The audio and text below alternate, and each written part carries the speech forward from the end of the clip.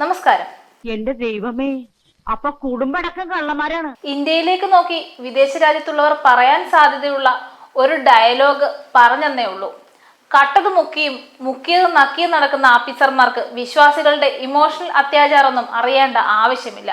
അടിച്ചു മാറ്റുന്നവന് പണം തന്നെ മുഖ്യം പികിലേ. പിന്നെ ദൈവത്തിന് നമ്മൾ കൊണ്ടുപോയി കൊടുത്തിട്ട് വേണമല്ലോ ജീവിക്കാൻ. അതുകൊണ്ട് ഇച്ചിരി അടിച്ചു മാറ്റിയാലും ദേവപ്രശ്നത്തിൽ പോലും ഒന്നും തെളിഞ്ഞു വരില്ല. ശബരിമലയിലെ നമ്പൂരി ഫലിതങ്ങൾ തീരുന്നതിന് മുമ്പേ വണ്ടിച്ചോറുകൾ യുപിയിലെ രാമക്ഷേത്രത്തിൽ കൈയിട്ട് വാരിയതിന്റെ കഥ നാട്ടിലെങ്ങും പാട്ടായി. പേരും പ്രശസ്തിയുമുള്ള അമ്പലങ്ങളിലെ ദൈവങ്ങളെല്ലാം പണ്ടമൊക്കെ ഊരിക്കൊണ്ട് നാടുവിടാൻ പ്ലാൻ ഇടുവാണെന്നാണ് കേട്ടത്. 1 or 2 ആണ് 35 ഭണ്ഡാരങ്ങളിൽ നിന്ന് 7 കോടി രൂപയല്ലേ ഒരു മയവുമില്ലാതെ അടിച്ചു മാറ്റിയത്. 1000 വർഷങ്ങൾ കഴിഞ്ഞാലും ജനുവരി 22 മറക്കില്ലെന്ന് അയോധ്യയിലെ രാമക്ഷേത്രത്തിലെ പ്രാൺ പ്രതിഷ്ഠാ ചടങ്ങിൽ പ്രധാനമന്ത്രി പറഞ്ഞത് അച്ചട്ടായി.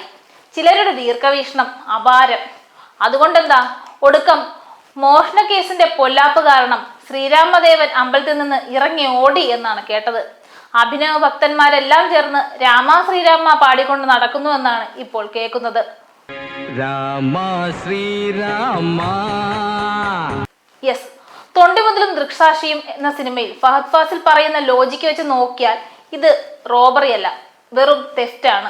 ആക്ച്വലി ഈ രാമായണ മാസത്തിൽ പോലും രാമക്ഷേത്രത്തിലെ മോഷണ പരമ്പര സ്പോൺസർ ചെയ്തവരെ വലുതായി ഇതൊന്നും ബാധിച്ചിട്ടില്ല. അവരാരും രാമരാജ്യം വിട്ടു പോയിട്ടുമില്ല. നമുക്കൊന്ന് പിന്നോട്ട് തിരിഞ്ഞു നോക്കാം. പിന്നോട്ടല്ല കേട്ടോ, കരുണാകരൻ സാർ പറഞ്ഞ പോലെ ഈ മോഷണ പരമ്പര അതിനെക്കുറിച്ച് തന്നെയാണ്. നമുക്കതൊന്ന് ഓടിച്ചു നോക്കാം.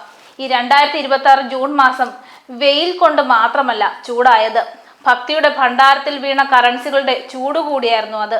സംഭവങ്ങളുടെ തുടക്കം ജൂൺ ആദ്യവാരത്തിലാണ്. സമാജ്വാദി പാർട്ടി മുൻ MLA പവൻ പാണ്ഡെ ഒരു സുപ്രഭാതത്തിൽ അങ്ങോട്ട് ഒരു വെടി പൊട്ടിച്ചു. ഭണ്ഡാരത്തിൽ നിന്ന് വെറുമൊരു 7 കോടി രൂപ മുതൽ 7.5 കോടി രൂപ വരെയുള്ള ക്യാഷും പോരാത്തതിന് തങ്കവും ആഭരണങ്ങളും ഒക്കെ സിസ്റ്റമാറ്റിക്കായി ആരോ അടിച്ചു മാറ്റിയെന്ന്. മൈക്കിൽ കൂടെ വിളിച്ചു പറയാതെ വെടിവഴിപാട് നടത്താൻ പറ്റുമോ? അതിലും വലിയ തമാശ എന്താണെന്നറിയാമോ? ഈ അമ്പലത്തിലെ കാശെണ്ണാൻ ഇരുത്തിയിരുന്ന താൽക്കാലിക ജീവനക്കാരുടെ ശമ്പളം വെറും 18,000 രൂപയാണ്.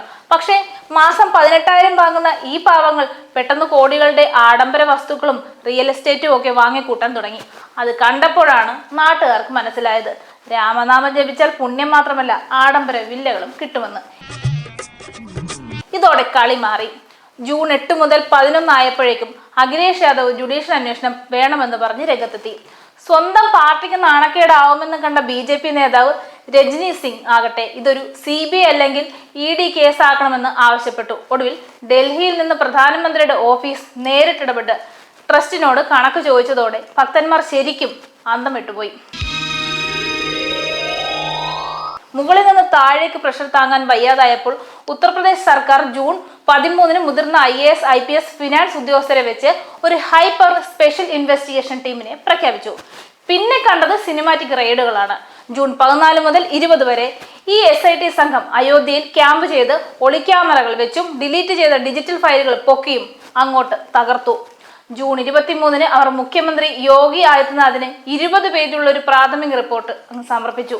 ആ റിപ്പോർട്ട് വായിച്ചവർക്ക് മനസ്സിലായി അമ്പലത്തിലെ കാവലും മേൽനോട്ടവും അത്രയ്ക്ക് അടിപൊളിയായിരുന്നുവെന്ന്. CCTV ക്യാമറകളെ പോലും വെല്ലുന്ന ബുദ്ധിയായിരുന്നു അവിടെ കാശെണ്ണിയ കെട്ടുപ്രായം കുറഞ്ഞ ബിരുദന്മാർക്ക്. SIT കണ്ടെത്തിയ ആ മോഡസ് ഓപ്പറാൻഡി കേട്ടാൽ നമ്മൾ ഞെട്ടും. കാശെണ്ണുമ്പോൾ ക്യാമറയുടെ ആംഗിൾ മറയ്ക്കാൻ ഇവർ തുണികളും സ്വന്തം ശരീരവും ഒക്കെ വെച്ച് കൃത്രിമമായി ബ്ലൈൻഡ് സ്പോട്ടുകൾ ഉണ്ടാക്കി. എന്നിട്ട് പണക്കെട്ടുകൾ നേരെ പോക്കറ്റിലേക്കും അടിവസ്ത്രങ്ങളിലേക്കും ഒക്കെ തിരികെ.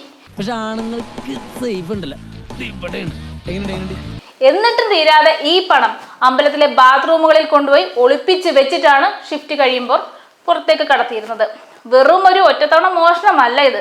കൃത്യമായി ക്യാമറയിൽ പതിഞ്ഞത് അത്തരം 70 സംഭവങ്ങളാണ്. ഇതൊരു ആസൂത്രിത ഡെയിലി റുട്ടീൻ തന്നെയല്ലേ?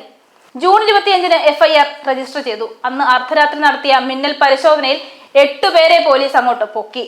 പിറ്റേന്ന് രാവിലെ തന്നെ ട്രസ്റ്റിന്റെ ജനറൽ സെക്രട്ടറി ചമ്പത് റായിയും ട്രസ്റ്റി അനിൽ മിശ്രയും ധാർമ്മികത മുൻനിർത്തി രാജി അങ്ങോട്ട് വെച്ചു. പക്ഷെ ട്വിസ്റ്റ് അവിടെയും തീർന്നില്ല. അറസ്റ്റിലായ പ്രതികളുടെ വീടുകളിൽ നിന്ന് പോലീസ് കണ്ടെടുത്തത് 79.85 ലക്ഷം രൂപയാണ്. അതിലൊരു പ്രതിയുടെ വീട്ടിലെ ചാണകക്കുഴിയിൽ നിന്നാണ് 10 ലക്ഷം രൂപയുടെ നോട്ടുകെട്ടുകൾ പോലീസ് കുഴിച്ചെടുത്തത്. നോക്കണേ, ലക്ഷ്മി ദേവി ഒടുവിൽ ചാണകക്കുഴിയിൽ വരെ ചെന്ന് ഒളിക്കേണ്ടി വന്നു, അല്ലെങ്കിൽ അത് അവർ ഒളിപ്പിച്ചു. 8 പേരെ പിടിച്ച് 80 ലക്ഷത്തോളം രൂപ കണ്ടെടുത്തു. ശരി, പക്ഷെ ബാക്കി വന്ന 6 കോടിയിലധികം രൂപ എവിടെ? അതിലും വലിയ ചോദ്യം ഭക്തി നൽകിയ 60 കിലോഗ്രാം വെള്ളിക്കെട്ടുകൾ എവിടെ പോയി എന്നതാണ്. നാഷണൽ ജ്വല്ലേഴ്സ് അസോസിയേഷൻ പ്രാൺപ്രതിഷ്ഠാ ചടങ്ങിൽ ഈ വെള്ളിക്കെട്ടുകൾ ട്രസ്റ്റിന് കൈമാറിയതിന്റെ കൃത്യമായ രസീതുകൾ പുറത്തുവിട്ടിട്ടുണ്ട്. എന്നാൽ ട്രസ്റ്റിന്റെ ഫിസിക്കൽ രജിസ്റ്ററിൽ ഈ 60 കിലോ വെള്ളിക്ക് ഒരടയാളവുമില്ല. അത് വായുവിൽ അലിഞ്ഞുപോയി അനിക്സ്പ്രേ പോലെ. മാധവൻ കട്ടതൊന്നും ചേക്ക് വിട്ട് പോയിട്ടില്ലാത്ത സ്ഥിതിക്ക് പോയ പൈസയൊക്കെ ഏതെങ്കിലും നേതാക്കന്മാരുടെ വീടുകളിൽ ഭദ്രമായിട്ടിരിപ്പുണ്ടാവും. മാധവൻ വിളിച്ചാൽ തേവർ ഇറങ്ങി വരും എന്നതുകൊണ്ട് ചോദിച്ചപ്പോൾ തന്നെ ഇച്ചിരിയായിട്ട് വേണ്ട, ഈ മുഴുവൻ എടുത്തോളി എന്ന് പറഞ്ഞ് കൊടുത്തതാകാനാണ് സാധ്യത. അല്ലാതെ അയ്യേ.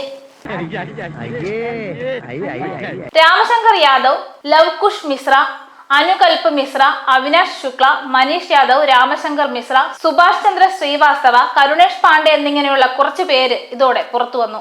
ഇതിൽ ടിന്നു എന്ന് വിളിക്കുന്ന രാമശങ്കർ യാദവ് മറ്റാരുമല്ല, രാജിവെച്ച ട്രസ്റ്റ് ജനറൽ സെക്രട്ടറി ചമ്പത് റായയുടെ പേഴ്സണൽ ഡ്രൈവറാണ്. മറ്റൊരു പ്രതിയായ സുഭാഷ് ചന്ദ്രയ്ക്ക് ഹൈ സെക്യൂരിറ്റി ഓഫീസുകളിൽ ഫ്രീ എൻട്രി ആയിരുന്നു. ബാക്കി 4 പേർക്ക് ട്രസ്റ്റിലെ പ്രമുഖരുമായി അടുത്ത കുടുംബ ബന്ധവുമുണ്ട്. സൂപ്പർ. എല്ലാം ഒരു തരത്തിൽ പറഞ്ഞാൽ മോഷണമല്ലേ? ഒരാളുടെ ശൈലി മോഷ്ടിക്കുന്നവരുണ്ട്, സിനിമയുടെ കഥ മോഷ്ടിക്കുന്നവരുണ്ട്, അങ്ങനെ എന്തെല്ലാം മോഷണങ്ങൾ.